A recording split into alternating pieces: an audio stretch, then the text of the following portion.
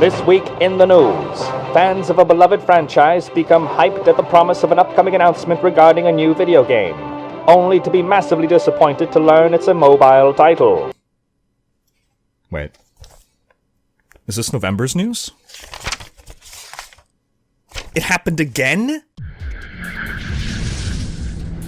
Hey folks, this is Riker with a gaming news wrap-up video where we discuss the happenings of the week. This week's topics include Bungie divorcing from Activision, Mike Morhaime leaving Blizzard for good, a new mobile title revealed for the Alien franchise, and more. As always, discussion timestamps can be found in the video description. And as we're about to jump in, a reminder to ring the sub-notification bell to be alerted of new Saturday episodes. Let's kick things off with news about the Alien franchise. The official Alien Twitter page hyped fans with a teaser that was posted on January 4th. Among other things, it alluded to an upcoming game.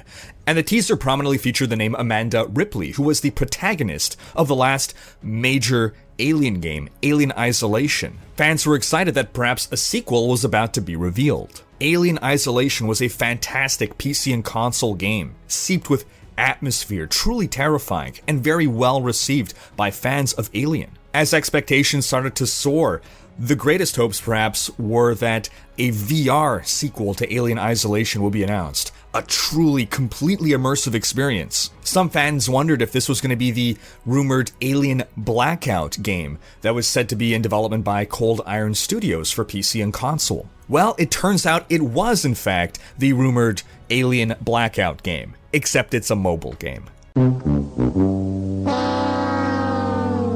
And in a completely surprising twist in this story, fans of Alien Isolation were not happy about this. The like to dislike ratio on the trailer for the reveal of this game is, how do you say, bad.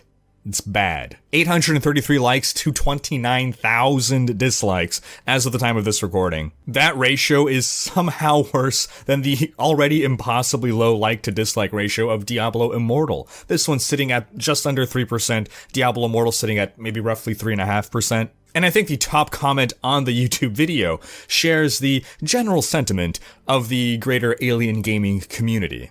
No, God! No, God, please, no! No! No!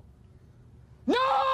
Now, there was some misunderstanding going around. Some people thought that this was a sequel to Alien Isolation because it has the same protagonist as Alien Isolation, so it's an understandable misunderstanding, but the devs did come in and clarify, no, this is not a sequel to Isolation. And from the footage, it seems like this is some sort of Five Nights at Freddy's style game, at least something maybe better suited for a mobile device, in fairness. But what I'm wondering here is, how is this going to work on a mobile device? How does one have a good horror game on a mobile device?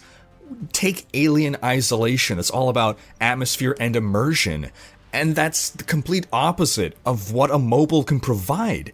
It's a tiny screen, you're playing it while you're riding the bus, and there's someone coughing on your shoulder, and there's just these constant reminders around you in your environment, like the sound of a turd hitting the bottom of your toilet, that you're not actually inside the game. I don't know, Apparently, there have been some rare, very good horror games made for mobile, so maybe it is possible, I don't know. But I think a big part of the outrage surrounding Diablo Immortal and now Alien Blackout is this unsettling realization that we are no longer the target demographic for these products. Year after year, mobile gaming has been taking a greater and greater market share, has been earning more and more money, that it has now surpassed PC and console, and the metrics suggest it's only going to keep going up from there. When it came to gaming, we used to be the core audience, but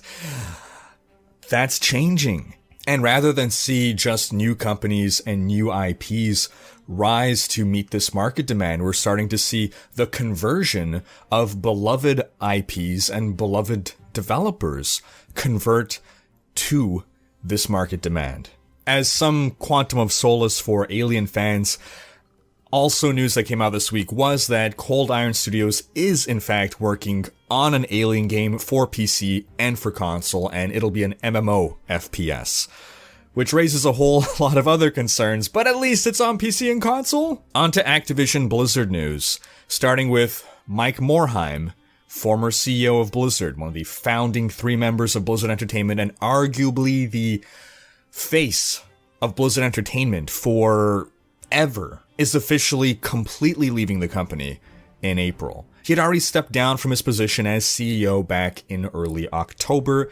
He stated that he would be staying on as an advisor. Well, as of this week, it has been revealed that as of early April, he will no longer be with the company at all. That is when his duties as advisor will end. Now, while I admit that this move could be due to juicy drama-related reasons, that Mike just had enough and couldn't take it anymore, and he just had to leave now after seeing everything that's happening with Activision and the Diablo Immortal and everyone being upset. We have to consider that this very well could have been the plan all along. It's possible that there was always a plan for him to stay with the company for 6 months, because it's damn near almost exactly 6 months from the time of him stepping down to the time of him officially leaving, that he would stay on as an advisor, maybe to help transition, maybe to make it look better for the press. But these are things that we tend to also see happen in other companies. But regardless of what the true reason is, it still made me quite sad. For me, Mike Morhaime represented the spirit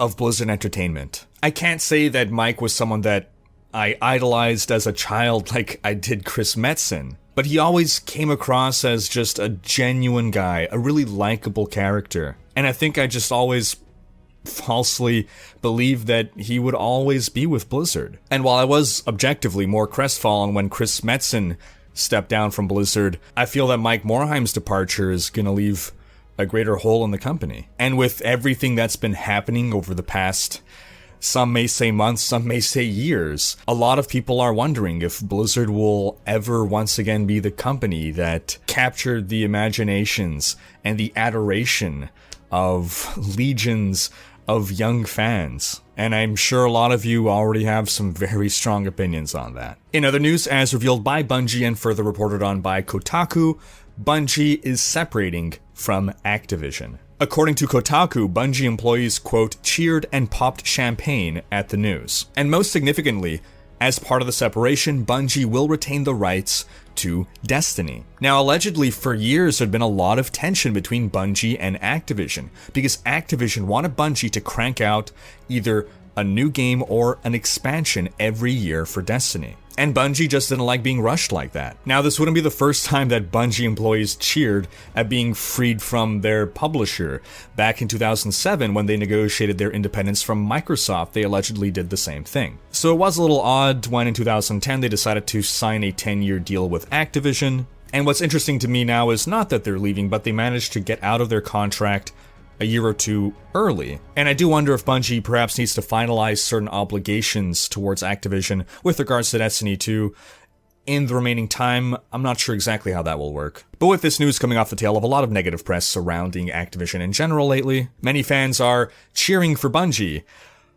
But now Bungie's going to have to be accountable for all decisions, and the Activision boogeyman can no longer be blamed if fans are still unhappy by decisions made. Meanwhile, there are Blizzard fans hoping that Blizzard could follow suit and also separate from Activision. Well, that's a lot trickier, if not impossible, because while Bungie was just under contract to work with Activision, Activision and Blizzard have officially been merged together as one company for a decade now. But as for what the future holds for Bungie, well, we'll have to wait and see. But what we do know is that Bungie is developing a brand new game thanks to a $100 million investment from NetEase. NetEase, the company that is working with Blizzard to produce Diablo Immortal. Just saying. Onto some Overwatch news. Lore-starved fans were shocked with a bombshell of lore that released this week in the form of a short story. Titled Bastet, it follows from the point of view of Ana as she catches up with Jack Morrison, aka Soldier 76, in Egypt. Blizzard was kind enough to send me this beautiful printout with some gorgeous artwork in it, and in conjunction with this, there is a skin, a Bastet skin being released for Ana. You can complete an in-game challenge to access the skin, and the story itself is a lot of backstory, in effect. It's not an action-filled plot, but it really explores the personality and relationships of these two characters. But there is one controversy that has emerged surrounding this short story, and no, it's not the fact that people are expected to now read rather than watch a cinematic or check out a comic book, but it's actually surrounding Soldier 76's relationship, or past relationship. Let me read you the passage here. Anna turned to the next photo and almost dropped the stack of photos in surprise. She never seen this one, but she recognized it immediately. Jack looked so much younger. He had just stepped off a military transport for leave. It was the other person in the picture that surprised her. A dark-haired woman dressed in a casual, black button-up shirt. Jack's arm was around her shoulder. Valerie. Valerie? I haven't thought about her in years, Anna said. Still keeping a candle lit for her? Jack shook his head. Nothing like that. You've never looked in on her? You must have been curious. All the surveillance power in the world. I bet Gabe would have put a Blackwatch agent on her if you asked. Jack glared at Anna. Okay, touchy subject. Jack laughed. She got married. They're very happy. I'm happy for her. Anna was unconvinced. In the early days, Jack talked about her often, floating a dream that the war would end quickly, and maybe he'd have a chance to return to a normal life. But a normal life was never the reward for people like us. Valerie deserved a happier life than the one I can give her, Jack sighed. We both knew that I could never put anything above my duty. Everything I fought for was to protect people like her. That's the sacrifice I made. Relationships don't work out so well for us, do they? Anna said, unconsciously running her thumb over where her wedding ring used to be. At least you and Gabe managed to have families. The pair lapsed back into silence.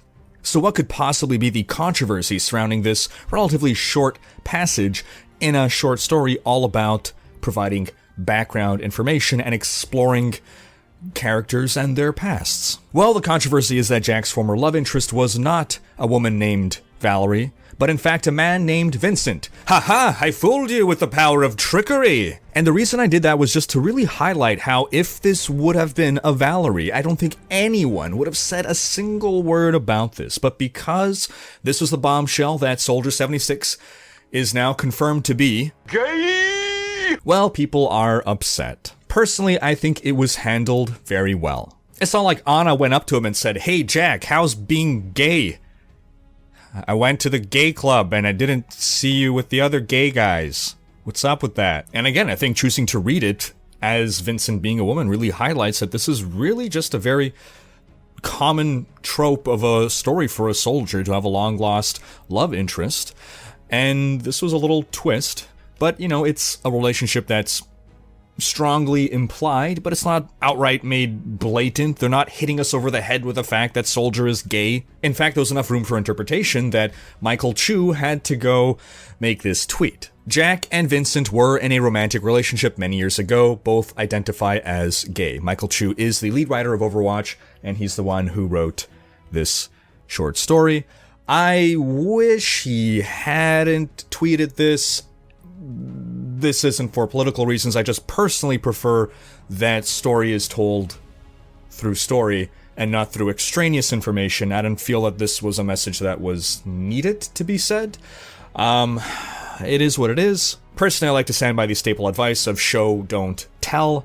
In other words, reveal it in the story exactly as you did. It was handled perfectly. It was strong enough to stand on its own, but for whatever reason, they felt it necessary to tweet this. And in fairness, he has done this before with other non-gay related issues, and I've never been particularly fond of it, because again, I think that the work of fiction should stand on its own, should tell the story. As someone who is reading the lore or who is absorbing the lore, I don't want to have to go rely on Twitter to answer my questions or give me extra information about what's happening in the story. Onto some Path of Exile news. Patch 3.5.1b released with a bunch of bug fixes and improvements to Betrayal League. There's a lot of rebalances, i.e. nerfs to fortifications. I'll drop a link in the video description to the full patch notes. But another thing worthy of note is that they have reintroduced the ability to purchase bestiary orbs, which are basically Pokeballs that you can use to capture one of your beasts and then trade it to other players. I will also be dropping a link in the video description to a fantastic resource to what is effectively a cheat sheet for Betrayal League and Incursion and Delve all in one. And I'll also remind you that Neversink has updated his loot filter, so do be sure to get the most up-to-date version, and if you don't have a loot filter, I highly encourage you to get one. Filterblade.xyz, a million items drop in Path of Exile. A loot filter will help filter out what are the important ones and which are the ones you can ignore. And in a segue into Diablo news, a YouTuber named Snake Eyes Gaming recreated the Diablo 2 Rogue encampment in Path of Exile using the hideout system, which is a form of player housing. I encourage you to go check out the video. He did an excellent job with that. On to some Diablo news. The era was intended to end this week. It did not end on its scheduled date, and sometime after, Blizzard clarified the date is actually being pushed back to January 14th. That's the official word. But combine this with the fact that the Darkening of Tristram event had the Wirt's leg bug from last year reoccur this year, despite it having been hotfixed last year.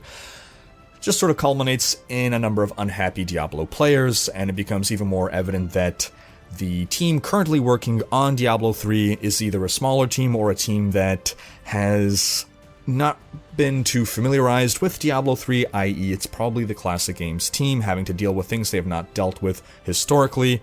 Therefore, there's some growing pains in them getting adjusted to working with Diablo 3. Now, as a reminder, the new season starts on January 18th. If you haven't, I encourage you to check out my guide on the best builds, as well as my video on the best starter classes for the season. And that's going to wrap up this video. Thanks for watching. Special thanks to my Twitch and Patreon supporters for making these videos possible. If you like what you see on this channel and want to support the creation of more content, you can consider becoming a Royal Raider on Patreon, where your support is immensely appreciated. We've got a variety of backer rewards, including behind-the-scenes content, monthly virtual hangouts, and more. If you enjoyed this video, please share it, check out these other videos, and subscribe to join Riker's Raiders for more gaming content.